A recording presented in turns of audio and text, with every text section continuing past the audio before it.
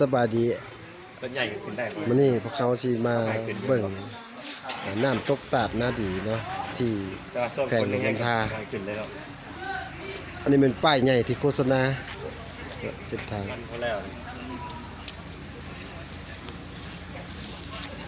ที่โฆษณาซอยอันนี้เป็นเคาน์เตอร์ผู้นึงเท่าไหร่ก็เข้าเก็บผู้นึง10,000กีบว่ะผู้นึง10,000กีบเนาะค่าบริการคำว่านี่จะเห็นเอกลักษณ์ของเมืองน้ำของชาวบ้านน้ำดีเนาะก็คือไก่ขัวที่เป็นเอกลักษณ์เป็นปั้นหุบไก่ขัวทางเขาตัวใหญ่เนาะนั่นแม่นกองหลอนบ้านเขาเป็นผู้รักษาความปลอดภัยส่วนว่าเก็บรายได้ก็เป็นแบ่งให้ประชาชนจำนวนหนึ่งก็พามาเบิ่งตาดน้ำดีอยู่แข่งหลวงน้ำทาเนาะอันนี้แม่นบริเวณตาดถือว่ามีความสวยสดงดงามมีภู2เบื้องเป็นลักษณะว่าคือห้วยห้องเนาะที่เต็มไปด้วยธรรมชาติที่สวยสดงดงามทั้งเทศบาลแขวงเพิ่นได้มีการตกแต่งเพิ่มเติมหน่อยนึงก็ถือว่าเป็นตาดธรรมชาติที่สวยงามอีหลีท่านผู้ใดได้มาก็มาแวะเด้อตาดบ้านนาดี นี่เป็นมาเที่ยวงามหลายอันนี้ทีมงานที่เฮาเนาะเดินทางมาอันนี้เคาน์เตอร์กินมีบริการขายน้ำดื่มตามใจงามอีหลีงามหลายผู้ใดบ่ได้มาพี่สาวก็ใจดีนี่เห็นบ่ดิยินดีต้อนรับเข้าสู่ตาดนาดีบ่มีป่าแล้วนี่เนาะธรรมดาปล่อยป่าตัวใหญ่ๆเด้อโอ้คักสุดฮะไปนี่นะละพานศูนย์นาฬิกาโอ้แล้วเจ้าของเสือตัวสิ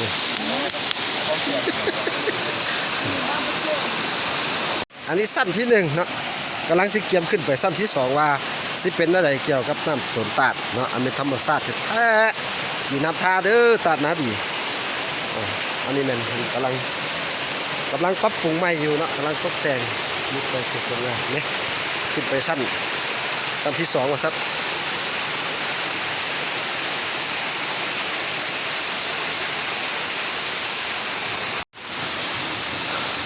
ภายหลังพวกเขาขึ้นมาฮอดสั้นที่2พิเศษสุดเพิ่นก็เฮ็ดให้อู่สวรรค์บ่อันนี้เอิ้นอู่สวรรค์วะ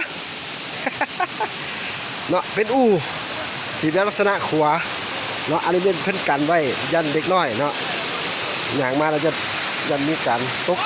อันนี้ระบบป้องกัน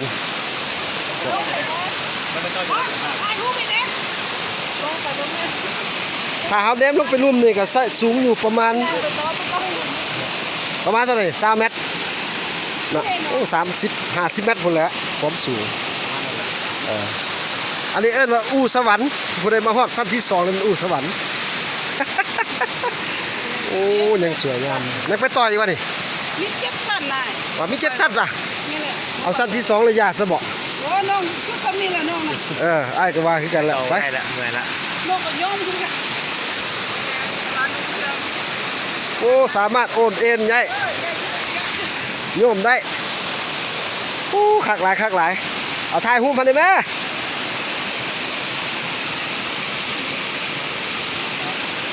น้ำนี่ยามแรงมันก็ไหลตลอดบ่แห้งจักเทื่อบ่โอ้เดี๋ยวนี้มีแผนเฮ็ดอ่านเก็ดน้ำอยู่พุ่นแต่ว่าสิปล่อยยามแรงตั้งใจว่าดีๆได้สัมภาษณ์ออกโทรทัศน์ได้นี่เลยออกสื่อเลยดิให้ข้อมูลก็ติดต่อไปเนาะให้ข้อมูลให้มันตรงได้เพราะว่ามีช่อง YouTube คนไหนช่องเรื่องนี้ผู้เฮ็ดนี่เป็นเจ้ากับท่านกับท่านที่ว่าทางแอดแม่ทำไรปลาหมายความว่ารักษาพวกข้านพวกยังไงแม่นั่นพวกอันที่เรามาเศร้าต่างหากนี่บ่เก็บเงินเก็บหยังเจ้าเขาถ้าเป็นสั่ง มาเขาว่า เก็บแนม เสียค่าธรรมเนียมเขามาส้มตาดนี่แม่นเป็นการหารายได้ให้เขาบ้าน โอ้ดีเด้อดีงามหลายงามหลาย โอ้ผักเลย โอ้ยยังน้อยมา เอ้า ด็กคิดมาเอง ถ้าผู้ใดได้มาฮอดน้ำทาต้องเห็นตาดหน้าดีจริงว่าฮอดเออ น้ำดี น้ำดีวะ น้ำดีก็ไปก็อันพวกเราเล็กเป็นนี่ก็ได้นะ ว่า น้ำดีสดเผาและแตนว่าซัดเอ้าผู้ใดมาน่ะมาเด้อมีให้การบริการกาแฟอะไรครบสุดเบิ่งมุมนี่มุมน้ำตกนี่โอ้ยคักหลายน้ำอีนี่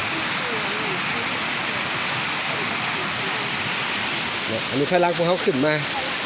มีขั้นใดขึ้นไปสุดแล้วเนาะคือว่าเป็นเฮ็ดระบบก็สมควรคัดกลุ่มมีการกันแต่ยังพอแล้วเด้อเดี๋ยวพี่คันเริ่มต้น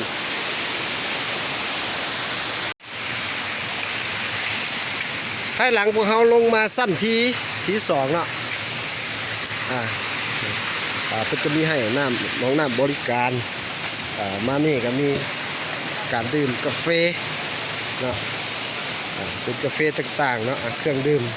แบบครอบครัวราคากันเองส่วนมีการบริการขายเสื้อเนาะมานี่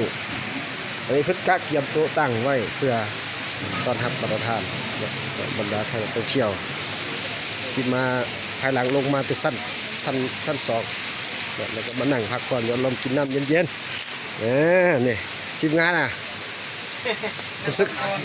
สัมภาษณ์หรือไม่รู้สึกจะได้มาเที่ยวล่ะ โอ้คือว่าอากาศโอ้อบอุ่นเย็นดีเลยมื้อนี้พักโอ้ส้มเสื้อร้อยมื้อนี้มาพักผ่อนหย่อนคลาย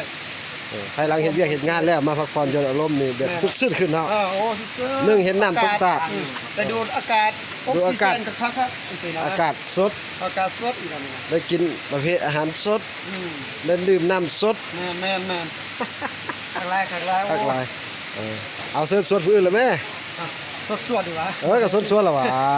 เอ้ยมาเด้อทุกคนเด้อมื้อนี้มันก็อากาศสดชื่นเด้อมาเด้อมื้อนะมาผ่อนคลายยายคลายอารมณ์แน่มื้อนี้นะ วันเสาร์วันอาทิตย์เลิกเวียกเลิกงานยามหนึ่งยามแรง เนาะ มาปลอบหย่อนอารมณ์เอาของเขาครัวเอาสู้เอาแฟนเอาผู้บ่าวผู้สาวมา อ นั่งกินเหล้าซุ่มแซวได้สบาย แม่นๆ บริการจักโมงนี่ปิดนี่ หักคำพุ่นนะไว้ก็นี่นะเนี่ยมือมันขึ้น โอ้ขอบใจอันนี้คนมาทีมงานด้วยกันสัมภาษณ์ซื่อๆเอาคลิปหน้าเจอกัน เอา